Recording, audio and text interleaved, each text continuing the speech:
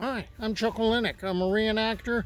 Used to be a history teacher until a few years ago. So, what I do now is I put on my garb and I wander up and down the state of California and I find stories to tell. Well, I found out about Tulare Lake and the story intrigued me, so I figured I'd find a body of water here in the southern San Joaquin Valley. That's where the lake was located, and it was historically the largest freshwater lake west of the Mississippi until the mid 1800s. And I think there was like 1,100 square miles of land that was underwater. It's only 50 feet deep. So that means that historically the levels of the lake are going to rise and fall the area that it covers. It's going to shrink or it's going to grow, depending upon flood season. So because of the shallowness of the lake, you would have these immense thickets of tule reeds that would be growing on the marshy banks. And the tule reed was the namesake of this lake, and it was an important plant for the use of the local Native Americans, the Yokuts, who inhabited the area, at least with a large population, until the mid 1800s. Here's a map from the 1890s to give you some context as to where Tulare Lake was and how big it was back then.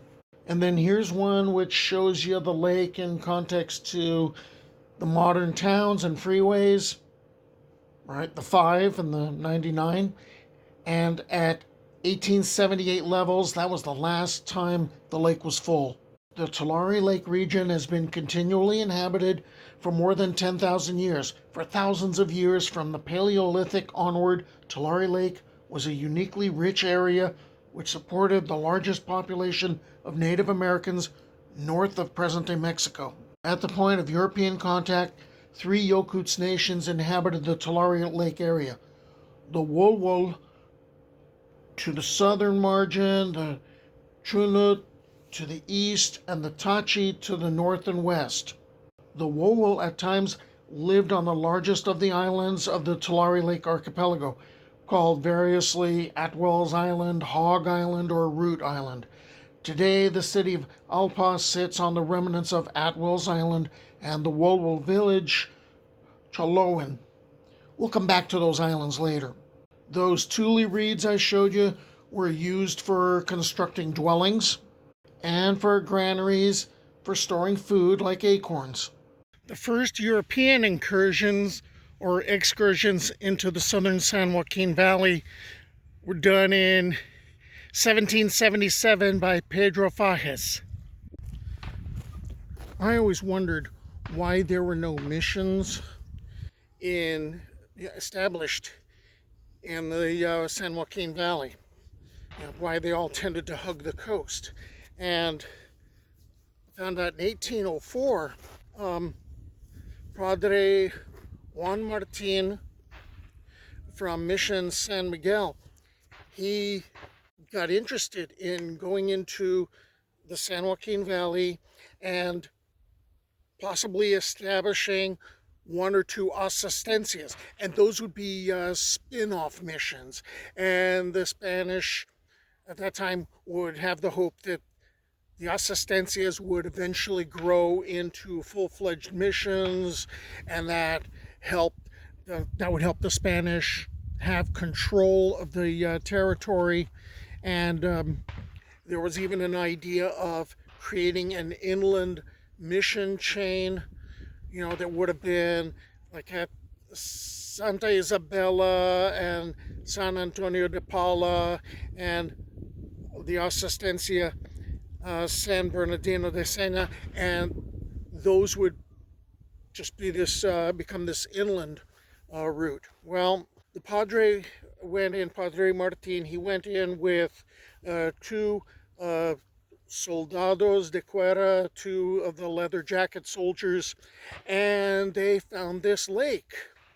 and there were Yokuts living there, and the Yokut villages were called rancherias, which I do not believe is an indigenous term, but that's the term I always end up finding that's being used in period, and then also it's used today. So there's this rancheria named Bubul, and Padre Martin, he wanted to, uh, well, he ended up baptizing 24 people. And then he kind of messed up and said he wanted to take children back to Mission San Miguel. And he was pretty much getting a hard no on that.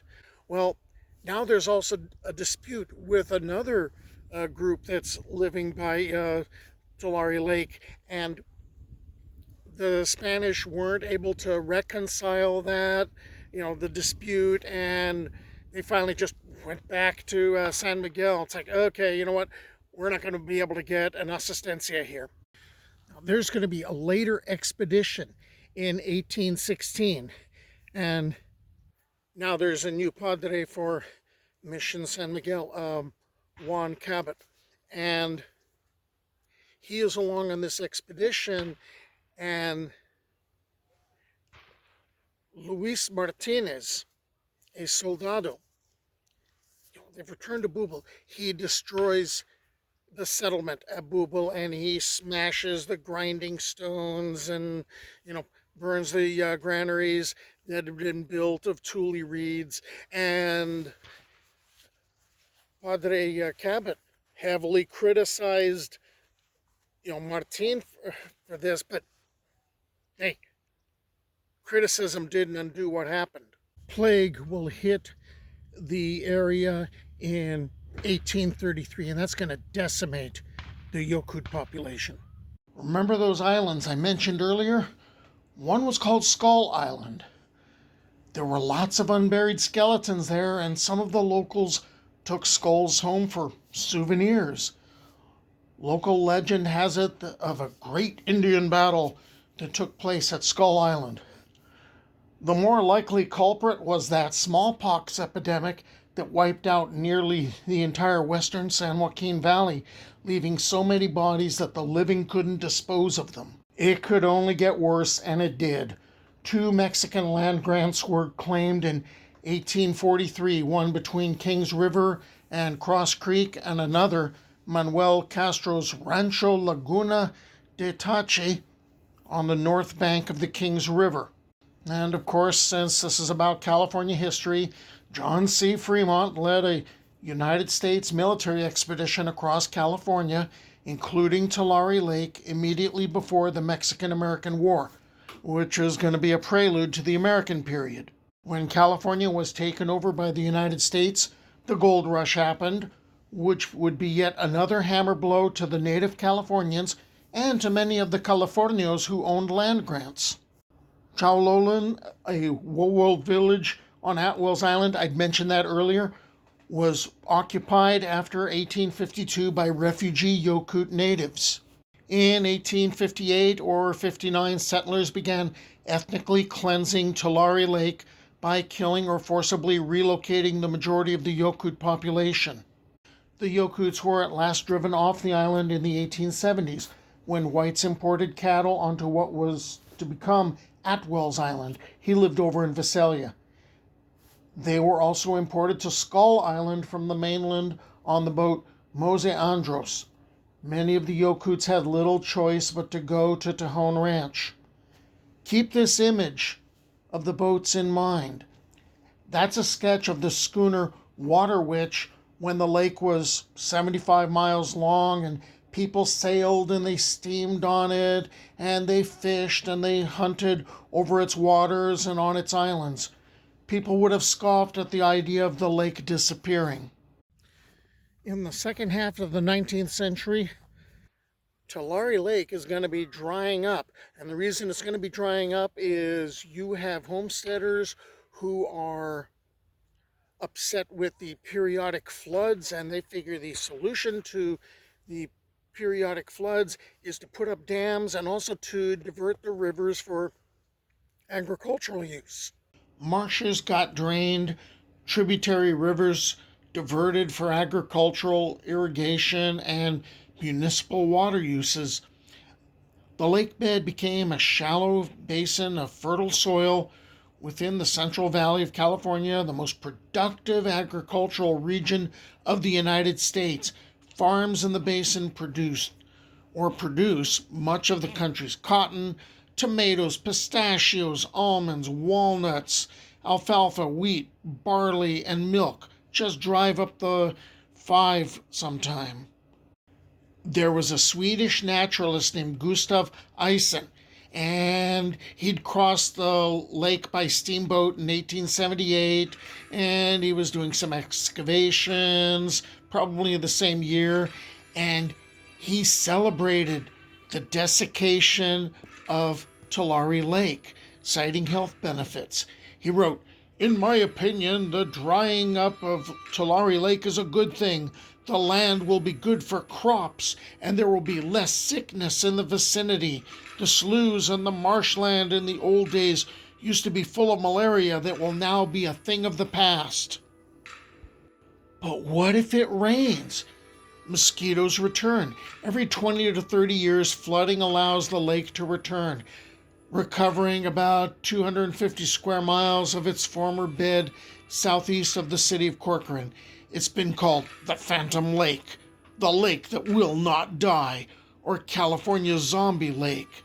It's risen from the dead in 1942, 1969, 1983, 1997, 1998, and 2023. And probably is going to come back this year in 2025. In 1983, the lake took 2 years to dry out. In June of 1998, an above normal winter snowfall led to the lake reappearing, reaching a size of 20,000 acres, which resulted in about $100 million worth of crop damage and losses.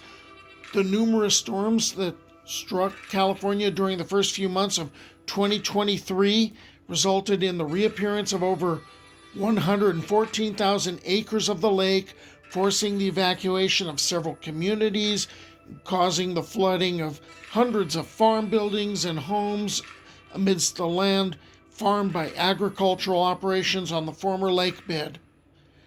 And we can always go into climate change, soil salinization, destruction of the territorial wetlands, the lake ecosystems, substantial losses of terrestrial animals, plants, aquatic animals, water plants, resident and migrating birds. That's a topic for another video. Okay, that's the story of Tulare Lake. Some people call it a ghost lake, because what it does is it reappears from time to time when there are really heavy rainy seasons and you get some flooding. Well, I'm going to push on down the road and find something else to, explore and poke at. Bye.